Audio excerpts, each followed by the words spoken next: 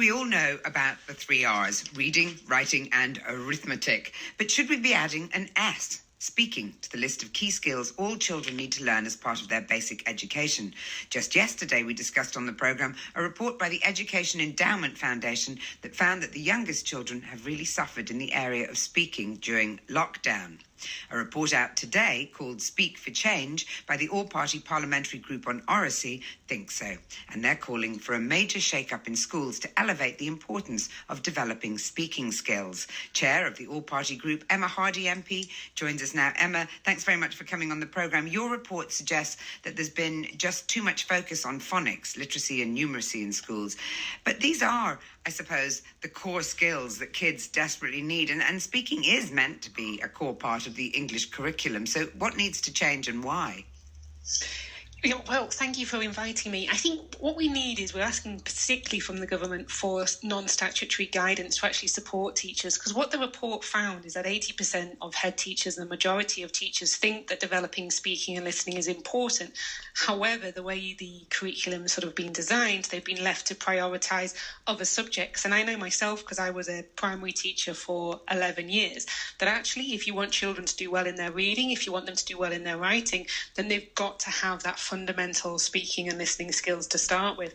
I mean, before young children learn to write, they have to learn to speak in sentences first. I mean, it's a crucial underpinning for all of their academic achievements. And what we've also found in the report is that schools that prioritise and explicitly teach sort of oracy, speaking and listening skills, actually the attainment of their pupils is better in their reading and writing as well, because these are all interlinked.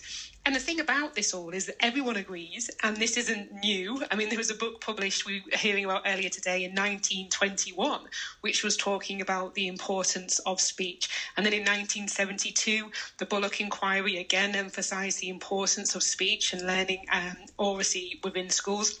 So these aren't new things that we're talking about, but what we're saying now is surely after we've had the pandemic, surely it is time to change. We should be giving them equal emphasis as reading and writing has, and explicitly teaching them, not just leaving it to chance, but explicitly teaching children the skills that they need.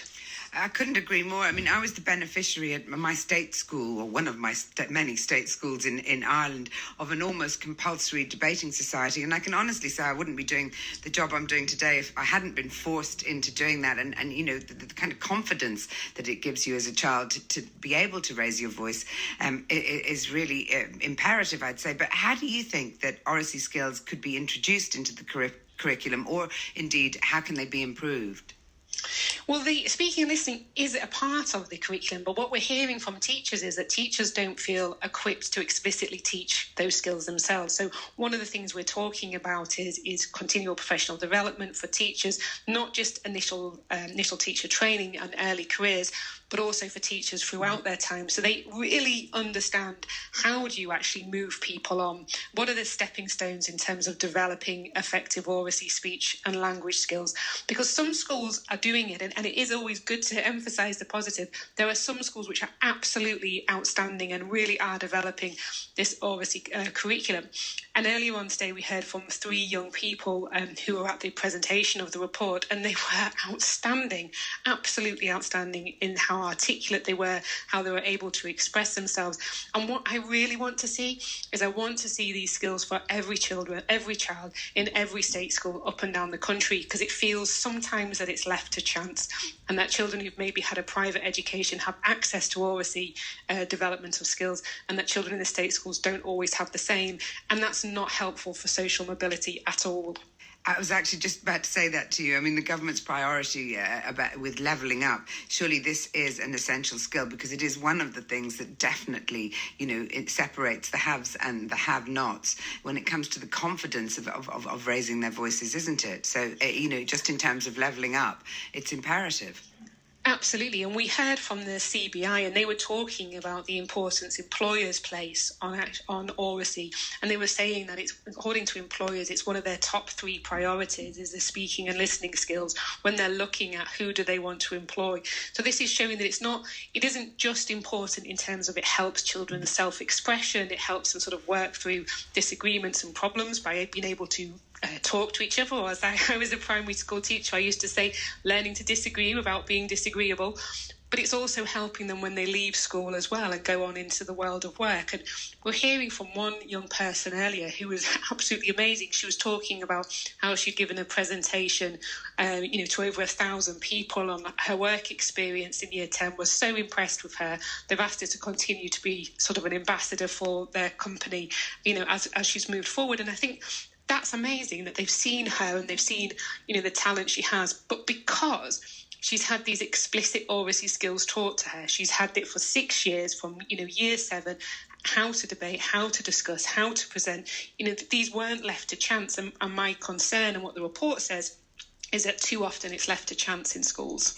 And you'd like to see Ofsted inspectors assess children's oral communication skills too, but I wonder if there's a danger that this ends up benefiting those who come from homes where English is a first language and where parents converse with their kids daily. And so again, the more deprived children end up losing out.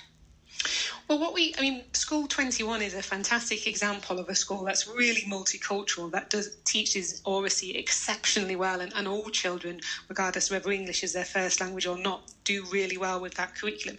But in terms of sort of what we're talking about with assessment, is I think it's time to look at assessment in general and the way that we assess and what we're assessing in our schools, and have a really detailed and far-reaching conversation about what are the priorities that we want schools to focus on, for young people to focus on as they're moving off into the world of work. And what we're saying is that we want Oracy, we want speaking and listening to be a key part of that conversation, because as we sort of look at future world of work, one of the things that humans can do that any AI can't do is that communication, is that empathy, is that expression, is that persuasion. These are all the really important skills that we have as human beings. And what I think is that we should look at prioritising that a lot more in our schools.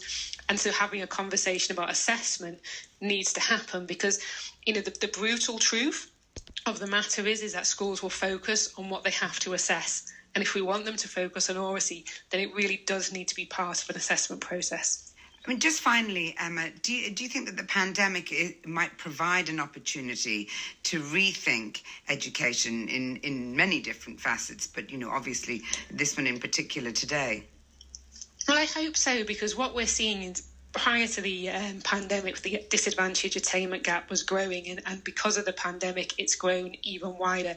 So we can't go back to the same as things were before. And I think all sort of politicians from all parties are saying the same thing. We can't go back to the situation as it was before. We need to think differently. And this is why this report has come out at just the right time to say, there has been a language delay for children from a more disadvantaged background.